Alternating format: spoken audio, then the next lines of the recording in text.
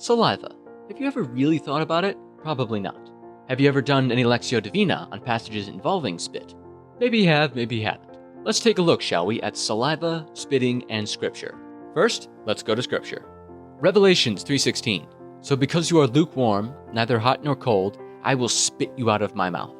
The Jews spat on Christ when he was brought before the Sanhedrin during the Passion narratives. Obviously, spit and saliva are used to degrade and express displeasure. And yet, Mark chapter 7, Christ put his fingers into the ears of a deaf man, spat, touched the man's tongue, then cried, "Be opened," and boom, the man is healed. John chapter 9, Jesus uses his saliva and clay to heal the blind man. Christ didn't need to use spit in either of those situations, and yet he did. Why?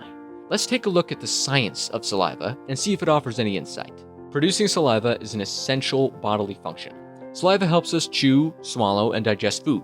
It is essential in fighting tooth decay and gum disease. It helps counter nasty germs that reside in our mouth and prevents bad breath.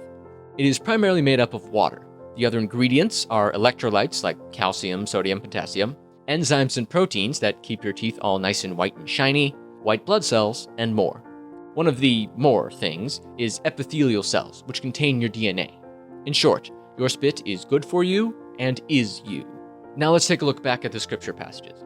In the Passion narratives, when the people spit, it is a literal and nonverbal way of saying, "My whole being hates you." Revelations 3:16. If you are symbolically in God's mouth, then you symbolically dwell amongst saliva, which is essential for function and strengthening and protecting, kind of similar to God's role in your life. Now, the act of spitting in this passage might best be interpreted not as a simple, slow release. In this passage, spit could also be interpreted as vomit. So God is saying, if you are lukewarm, you will be forcibly, violently ejected. Lukewarm is not where you want to be. It can be a slow, difficult, saddening, and frustrating process getting out of the lukewarm state, but rest assured, with God's help, it is possible. Now, on a more positive note, let's take a look at the passages from the Gospels. So when Christ spits to heal, he's showing us that he is truly giving himself to the person so that they may be healed. A useful lesson for those of us trying to imitate Christ. Now, going around and spitting on everyone we see is probably not the way to go.